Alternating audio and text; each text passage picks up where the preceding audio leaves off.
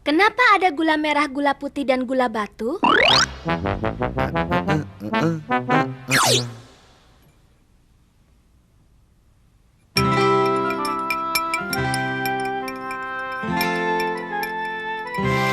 Profesor sedang bikin apa? Baunya harum sekali.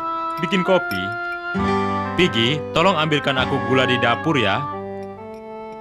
Profesor, gula yang di dapur itu sudah aku habiskan. Bagaimana ya?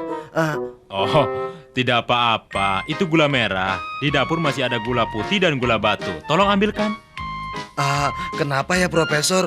Selalu harus ada bermacam-macam gula. Dengar ya, ku jelaskan. Gula merah, gula putih maupun gula batu, semuanya dibikin dari tebu. Tebu digiling sampai mengeluarkan air. Setelah disaring, kemudian dimasak. Hasilnya ada yang merah, disebut gula merah.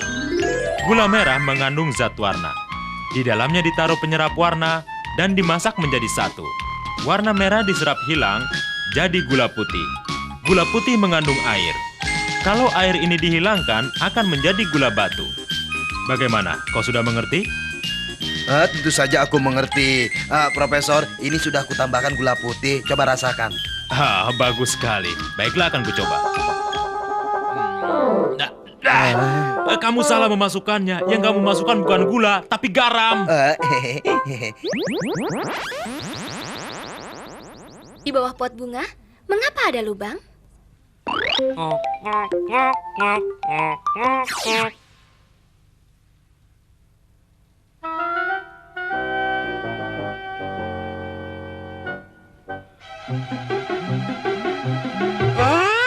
Aduh, kenapa jadi mati semua? Mungkin lupa disiram. Tidak mungkin, Profesor. Seingatku setiap hari selain disiram, aku juga membersihkan rumput liar. Oh, coba aku lihat.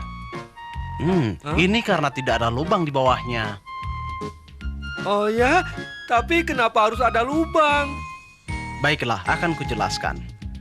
Di bawah pot bunga harus ada lubang. Ini ada sebabnya.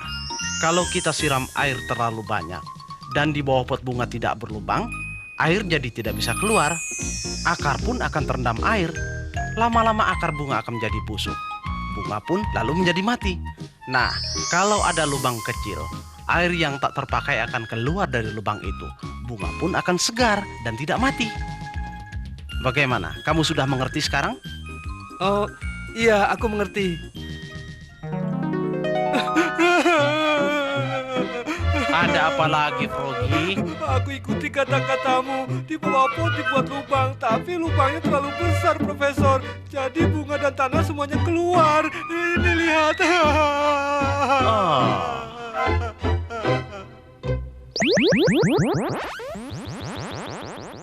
Mengapa ada tempat yang kosong dalam telur? La la la la la la la la la la.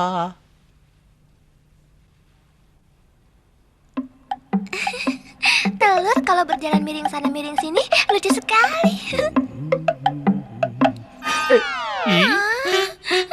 Profesor Ula, kau memecahkan telurku. Sudah, jangan menangis. Nanti aku ganti yang baru ya.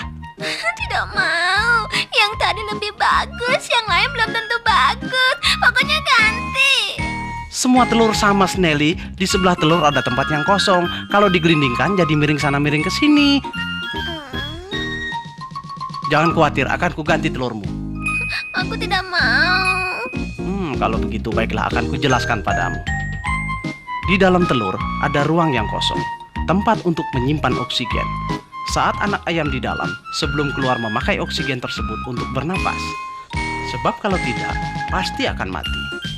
Kalau dilihat dari luar, kulit telur sangat licin. Tapi kalau pakai kaca pembesar, akan terlihat banyak sekali lubang kecil. Nah, udara dari luar bisa masuk melewati lubang ini. Sekarang kamu mengerti kan? Iya, aku mengerti. Tapi kau harus menepati janji yang tadi ya. Janji? Aku berjanji apa? Ini lebih asik dari yang menggelindingkan telur. Asik.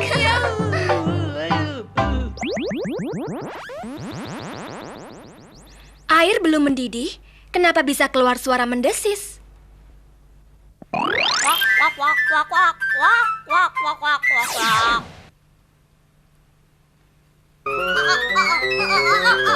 Aduh, aku sudah tidak tahan lagi. Cepat buka pintunya. Tunggu sebentar. Ayo cepat. Tunggu. Aduh, Birdi, kamu kenapa? Lihat, kepalaku sampai benjol begini. Minta maafnya nanti saja. Aku sedang tidak sempat. Aku sudah tidak tahan lagi. Aduh. Birdi, sebenarnya apa yang tadi kamu makan? Mungkin karena aku minum air yang belum matang. Air kalau belum matang akan terdengar suara mendesis. Setelah mendidih, suara itu akan hilang. Mudah sekali membedakannya, kan? Berarti asal ada suara sudah boleh diminum. Itu benar, Birdi. Begini, ketika kita mempergunakan teko untuk memasak air, saat air baru panas, udara akan keluar dari air. Saat itu air bagian atas akan lebih dingin. Gelembung udara akan naik dari bagian yang panas itu. Ketika sampai di bagian air yang dingin, gelembung udara akan menciut, sehingga keluarlah suara. Tetapi setelah air mendidih, semua bagian air sama bersuhu 100 derajat Celcius. Jadi, gelembung udara tidak akan mengembang dan menciut, sehingga tidak keluar suara. Kamu sudah mengerti sekarang, Birdi? Sekarang aku sudah mengerti. Aduh, gawat. Birdi, apa kamu sudah baikan sekarang? Tentu saja belum. Sudah tidak ada suara di perutku lagi. Tapi kenapa masih mencret terus?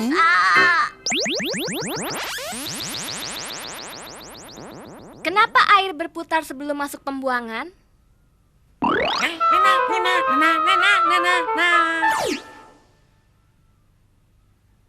Wah, lelah seharian.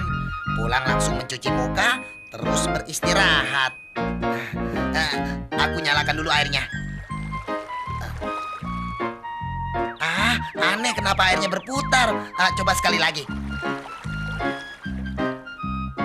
Wah, masih berputar juga. Sedang apa kamu, Sneki? Kenapa ya air selalu berputar dulu sebelum masuk ke lubang air? Bisa dijelaskan? Ini adalah pertanyaan yang sangat istimewa. Ini adalah karena tekanan bumi. Cara berputar air di belahan bumi ini tidak sama. Berdasarkan penelitian, di bagian utara air berputar melawan arah jarum jam. Dan di bagian selatan berputar searah dengan jarum jam. Tapi di Khatulistiwa, air tidak berputar dan langsung masuk ke pembuangan. Kau sudah mengerti, Sneki? Iya, rupanya begitu. Asik sekali kalau begitu. Coba sekali lagi. Aku putar. Asik ya.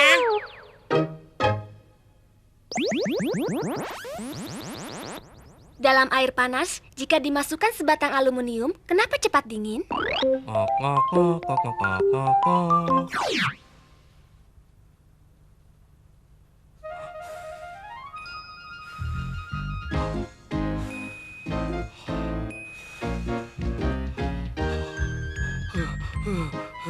Progi, kenapa? Apa supnya terlalu panas? Kamu tiup terus?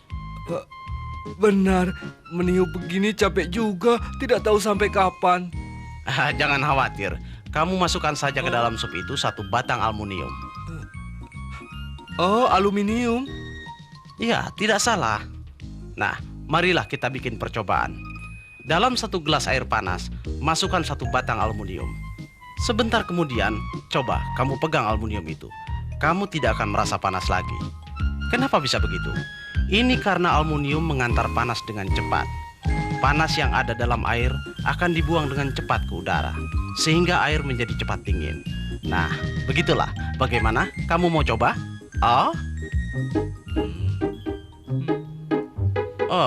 Progi, sedang apa kamu? Aku kan menuruti katamu, aluminium makin besar dinginnya makin cepat, bukan?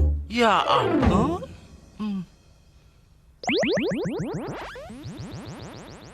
Kenapa anak kecil jangan tidur di kasur yang empuk?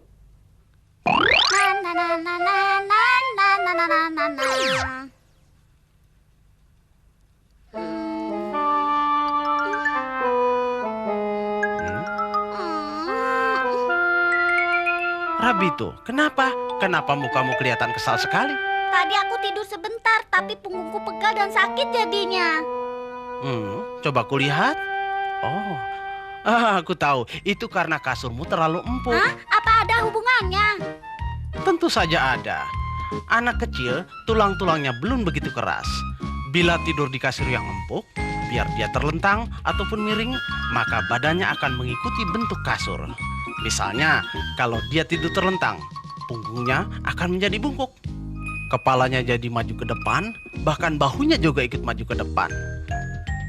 Kalau sering tidur miring, bentuk badan akan menjadi jelek, bahkan bisa berpengaruh pada kesehatan. Jadi sebaiknya kau ganti kasurmu yang agak keras. Kenapa kamu, Rabito? Kenapa kamu? Aku sudah terlambat, Profesor. Aku sudah jadi seperti kura-kura juga. Apa gunanya sikring pengaman listrik?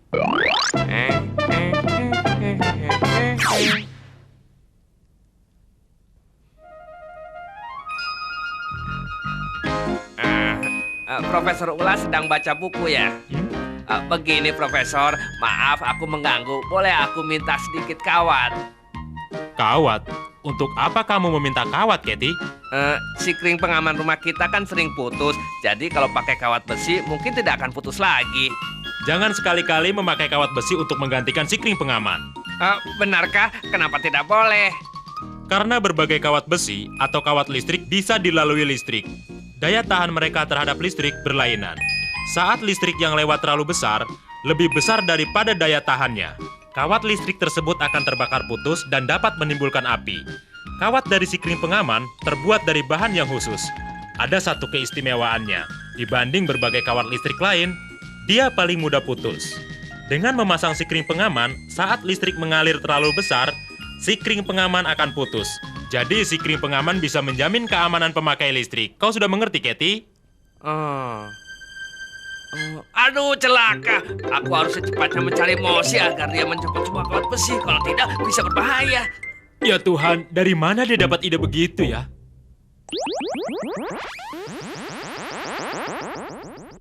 Apakah bisa mendinginkan ruangan dengan memakai kulkas?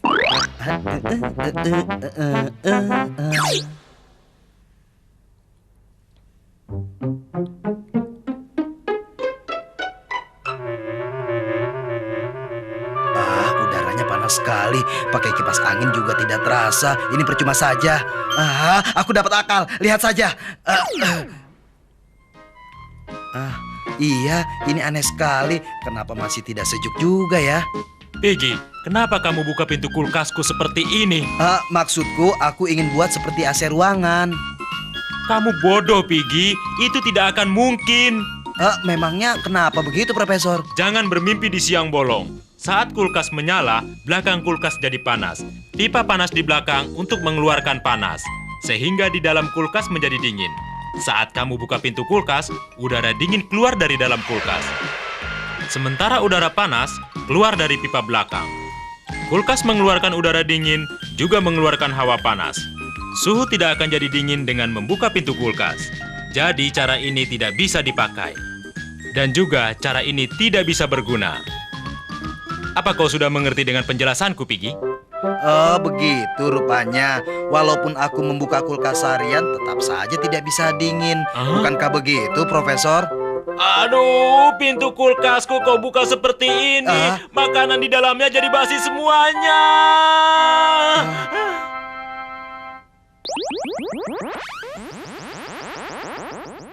Setelah apel dipotong, kenapa berubah warna? Na na na na na na na na na na.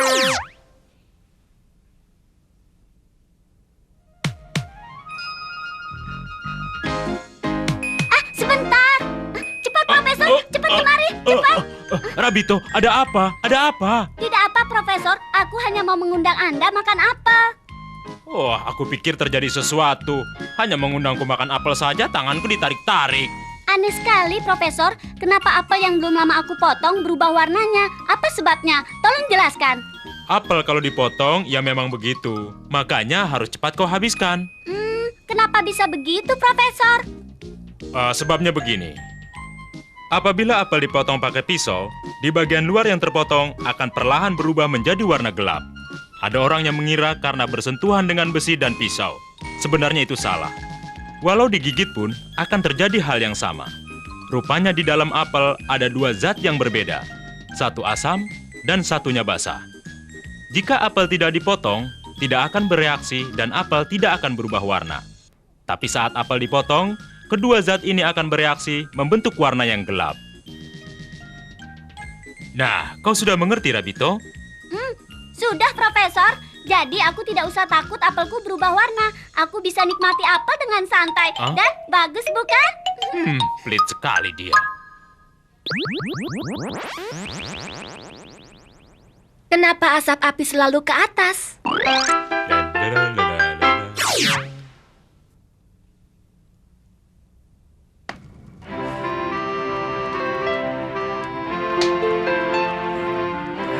Hangat sekali. Froggy, kamu sudah menghangatkan badan ya? Benar. Profesor Ulah, ayo bergabung. Kita menghangatkan badan di sini, ayo. Baiklah, kalau begitu sebaiknya tambah lagi apinya ya. Tidak masalah. Cukup, jangan tambahkan lagi apinya, cukup. Kenapa apinya jadi tinggi begini? Oh, sebabnya sangat sederhana. Saat kamu menyalakan lilin atau kayu bakar, api akan selalu ke atas. Di bawah nyala api justru tidak panas. Mengapa bisa begitu? Rupanya hawa panas lebih ringan dari hawa dingin. Hawa panas selalu mau naik ke atas, dan di sekitar nyala api selalu panas. Saat hawa panas lari ke atas dan membawa serta udara di sekelilingnya, nyala api tidak ada di tempat lain. Terpaksa ikut menuju ke atas. Seperti berada di dalam kerumunan, kita akan mengikuti arus orang berjalan. Froggy bagaimana? Kau sudah mengerti?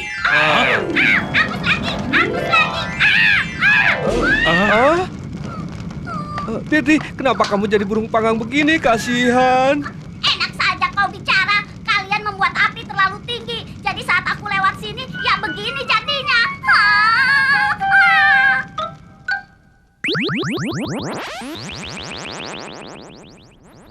Bagaimana cara membuat film kartun? Na na na na na na na na na na na na.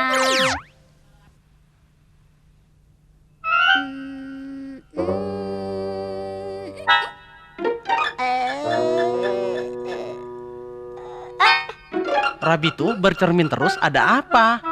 Oh, Profesor Ulah, aku merasa aneh sekali. Kita ini toko kartun. Sebenarnya bagaimana cara membuatnya? Oh, begitu Rabito. Baiklah, akan kujelaskan agar kau mengerti semuanya. Kau lihat pertunjukan halaman buku ini. Kalau aku balikan halamannya dengan cepat, apa kau merasa angkanya ikut bergerak juga? Benar, kenapa begitu? Oh, itu sederhana sekali. Dengarkanlah. Kalau kita masuk ke tempat produksi film kartun, kita akan melihat gambar yang banyak sekali. Kelihatannya sama, padahal tidak sama. Di setiap lembar pasti ada sedikit perbedaan. Misalnya, Katy sedang berjalan. Nah, para pelukis akan mulai dengan gambar kaki Katy yang diangkat sedikit demi sedikit. Setiap gambar gerakannya makin jauh, lalu gambar ini akan difoto di film dan dijalankan dengan cepat. Untuk gerakan 10 menit membutuhkan banyak sekali gambar. Nah, kamu mengerti semuanya kan? Mengerti, Profesor? Aneh, semua buku yang kupunya hilang. Rupanya kau diam-diam mencuri bukuku ya. Cepat kembalikan, cepat. Maaf, Profesor. Aku hanya pakai untuk membuat film kartun. Lihatlah. Aduh, bahaya. Kenapa semua buku catatan penelitianku digambar?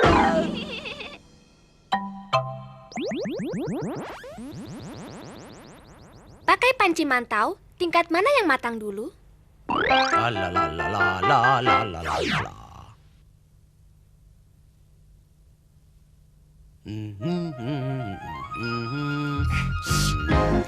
Mosi, sudah mau makan mantau? Profesor, apa sudah matang semua? Aku mau. Belum. Kalau kamu mau, ambil yang paling atas dulu ya.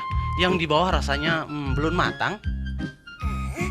Bukannya yang bawah lebih dekat dengan api lebih dulu matang, Profesor? Kamu pikir begitu? Itu salah. Sebenarnya yang di atas lebih dulu matang. Dan saat memasak mantau, di dalam panci selalu dimasukkan air. Dan air akan berubah menjadi uap yang sangat panas. Uap panas lebih ringan dari udara dan akan berkumpul di atas. Mantau memerlukan uap panas agar jadi cepat matang. Dengan demikian, yang di atas lebih banyak mendapatkan uap panas ini. Jadi, ia akan matang lebih dahulu. Begitulah kira-kira prosesnya. Kamu sudah mengerti sekarang? Mau makan yang mana? Yang di atas apa yang di bawah dulu? Lebih baik nanti kalau sudah matang semuanya ya. Dah. Oh, sudah gratis memilih lagi. Kenapa baju marinir tidak ada kerahnya?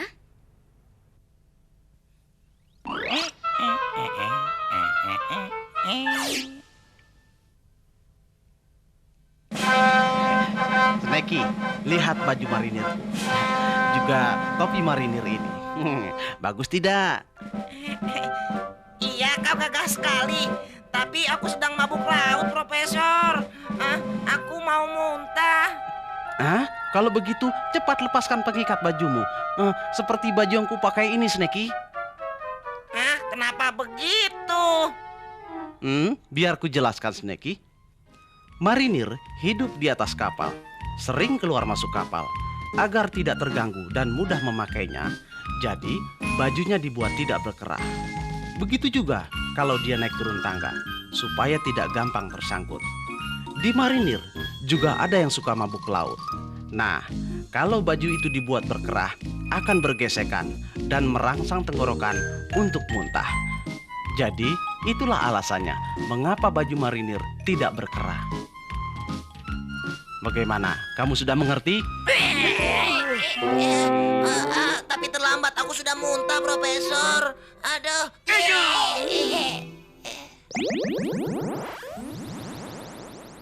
Kalau terbang tinggi, kenapa balon pecah?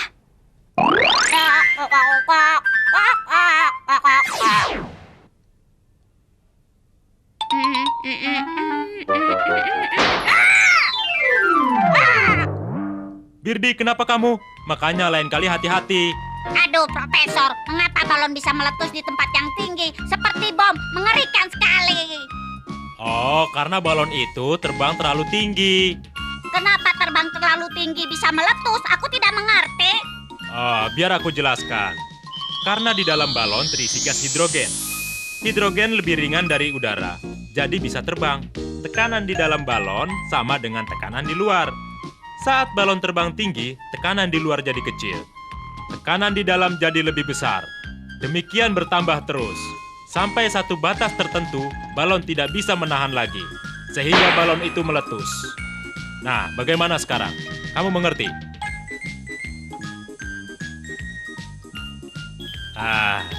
Sepertinya kamu sudah mulai mengerti. Birdi, Profesor Ula, balonku telah hilang. Apa kalian lihat? Aku sudah mencari kemana-mana. Kamu masih mencari balon. Balon kamu itu sudah meletus. Kenapa bisa meletus?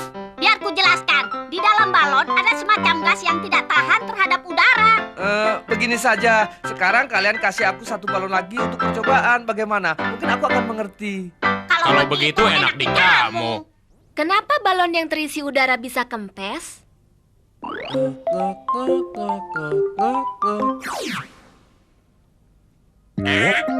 aku hebat kan?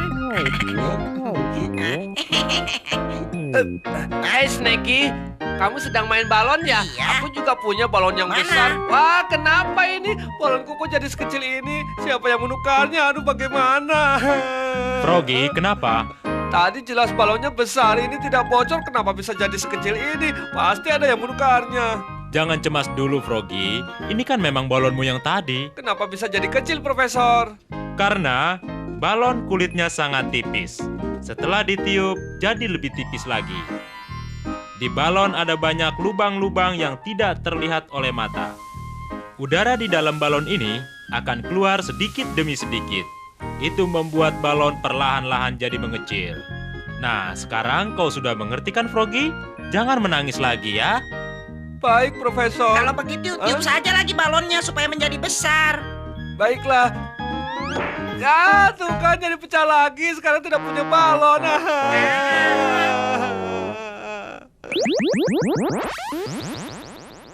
Kenapa ban mobil banyak coraknya?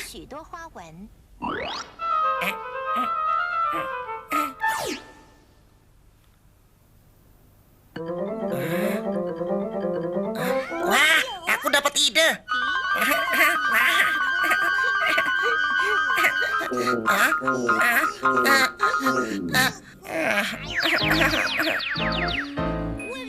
Kenapa aku berputar di sini terus tidak bisa maju? Ini karena di badanmu tidak ada motif kembang yang menonjol keluar. Kenapa harus ada motif kembang yang menonjol keluar? Lihat, ini sebuah ban yang licin tidak bermotif. Karena tidak bisa menghasilkan gaya gesek dengan lantai, jadi hanya bisa berputar terus di tempatnya. Adanya motif kembang di ban dan sepatu alasannya sama. Mau membuat gesekan dengan lantai jadi besar, membuat gampang bergerak dan terarah dengan baik. Bukannya ingin terlihat bagus. Jadi maksudnya aku tidak bisa bergelinding seperti ban mobil, Profesor? Tidak masalah, aku ada akal. Wah, asik. Wah. Kenapa ban selalu berwarna hitam?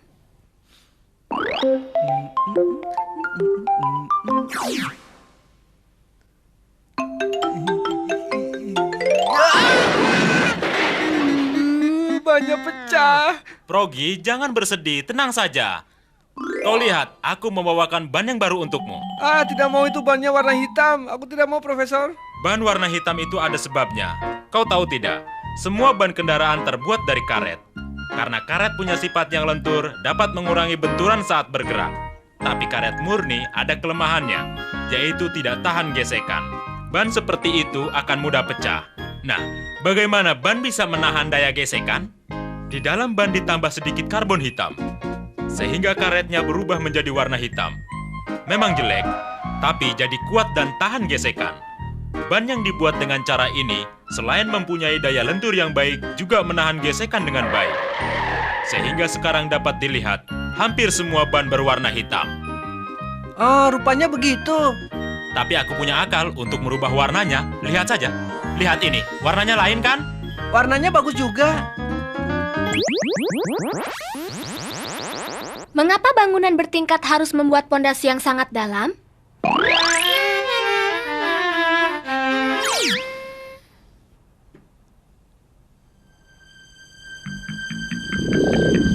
Ya ampun, mengerikan sekali. Ini pasti gempa. Tolong! Snelly, ada apa kamu berteriak-teriak? Aduh, Profesor Ulah, ada gempa. Cepat sembunyi, aku takut. Aduh, mana ada gempa? Itu karena ada orang yang sedang menggali pondasi untuk bangunan. Apa benar? Jangan bohongi aku ya. Iya, karena semakin tinggi suatu bangunan, semakin dalam pondasi yang harus digali. Mengapa begitu? Mari kujelaskan. Bangunan bertingkat tinggi harus menggali pondasi yang cukup dalam. Kalau tidak menggali pondasi yang cukup dalam, bangunan yang berat akan menekan ke tanah. Permukaan tanah tidak akan kuat menahan, bangunan akan tenggelam dan masuk ke dalam tanah. Saat musim panas, bangunan mengembang. Saat musim dingin, bangunan akan menciut. Sehingga celah antar tanah dan bangunan akan menjadi besar. Jadi bangunan tinggi harus digali pondasi yang cukup dalam. Nah, sekarang kau sudah mengerti kan, Snelly? Tenang Snelly, jangan takut. Sebentar lagi juga biasa. Tapi Profesor, sepertinya semakin lama semakin keras. Wah, ternyata kau benar, Snelly. Tolong.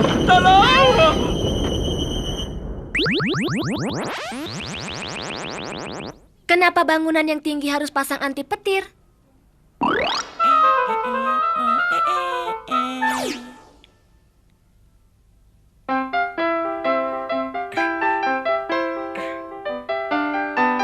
Setiap ke rumah Profesor memanjatnya setengah mati. Menyeramkan. Siapa? Profesor, ada petir. Kau tinggal di tempat yang tinggi, apa tidak takut petir? Tenang, aku punya anti petir. Untuk apa pasang anti petir? Apa gunanya? Saat turun hujan, sebagian awan di langit mengandung listrik. Bangunan yang tinggi paling dekat dengan awan yang paling gampang kena petir. Jadi kalau punya bangunan tinggi, harus pasang anti petir agar tidak terkena petir. Rupanya begitu. Aku mau pasang anti petir juga agar petir tidak menyambarku, benar kan? Oh, tidak! Anti petir bukan malah menghindari petir, malah untuk menghisap petir. Kasihan.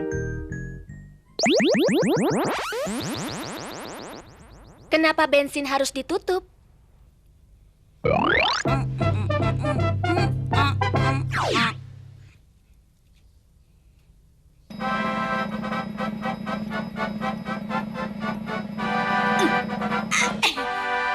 Kapal sudah mau berangkat, asik. Oh, ada apa ini?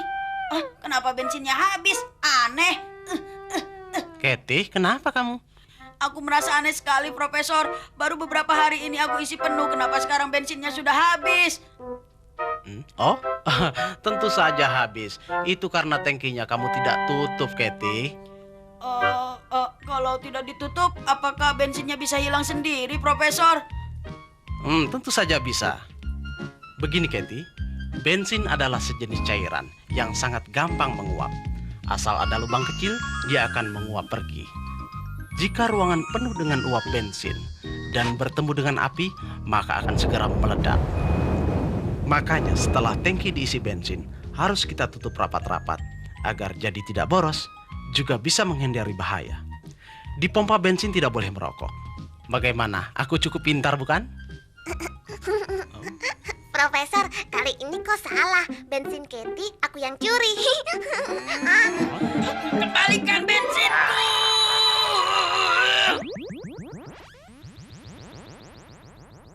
Bensin jatuh di atas air, kenapa berwarna-warni?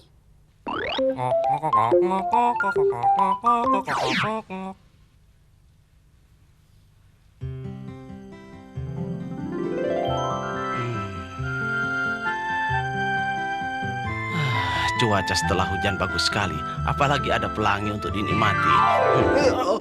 Oh, maaf. Aduh, kalau jalan hati-hati, kamu harus lihat-lihat. Profesor, kenapa ya? Aku jadi heran setelah terjadi hujan bisa ada pelangi. Kalau tidak percaya lihat saja. Di kolam juga ada pelanginya. Apa kamu bilang? Pelangi? Kamu bilang ada di dalam kolam, begitu? Benar. Ayo, tunjukkan Iya. padaku. Benar seperti dugaanku. Ini bensin, ini gawat sekali. Wah, ini pencemaran namanya. Sangat berbahaya. Aneh ya, Profesor. Kenapa kalau bensin di atas air bisa seperti pelangi warnanya?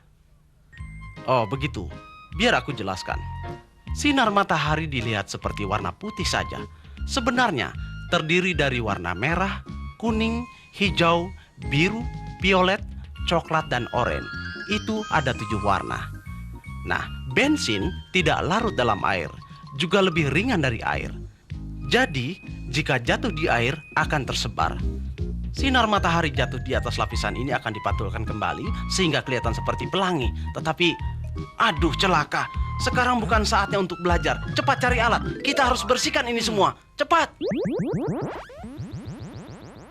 Kenapa bila bola ditendang, arahnya bisa berubah?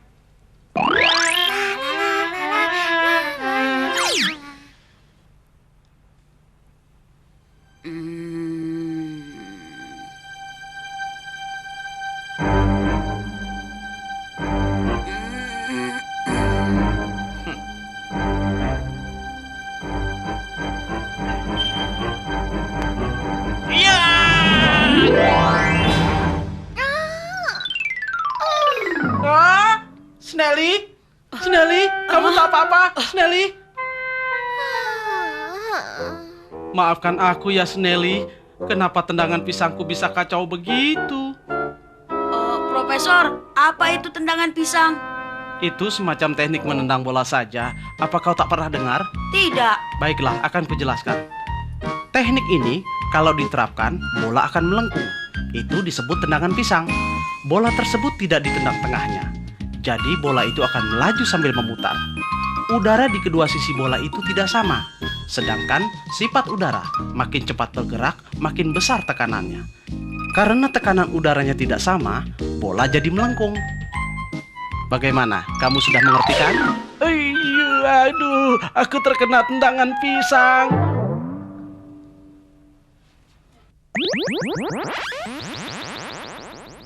Kenapa bila menjemput tamu penting harus pakai meriam kehormatan? Na na na na na na na.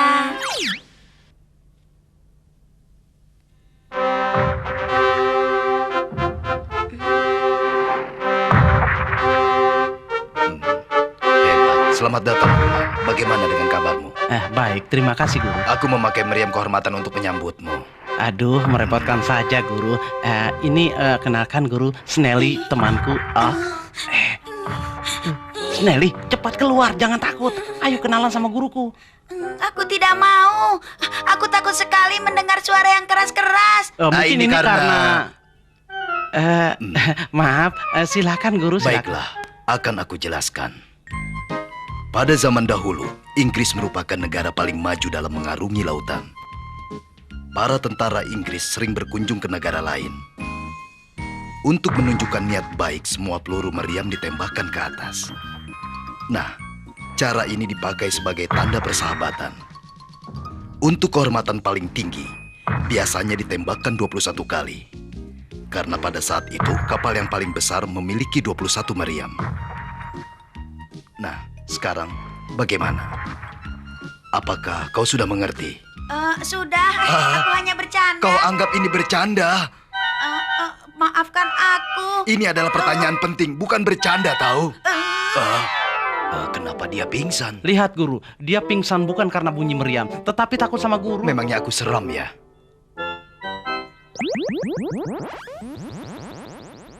Kenapa Bir bisa keluar banyak busa?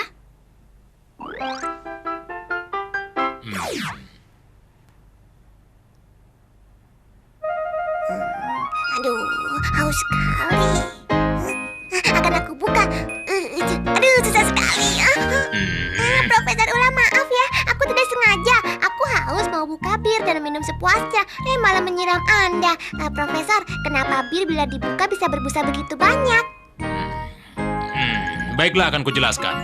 Buih dalam bir ini berasal dari gas karbon dioksida. Saat bir dibuat di pabrik, melarutkan gas karbon dioksida di dalamnya, kemudian dikemas ke dalam botol, dan gas tersebut tidak bisa keluar bebas. Tapi saat kau membuka tutup botol, tekanan udara sangat rendah dan gas karbon dioksida dapat bebas kembali. Makanya gasnya terdorong keluar. Bagaimana, kau mengerti? Selagi masih ada, akan aku habiskan semuanya. Jangan bilang di tanah banyak kuman ya, Profesor. Pokoknya alasan sebesar apapun, aku tidak mau dengar. Aku mau menghabiskan bir ini, ya.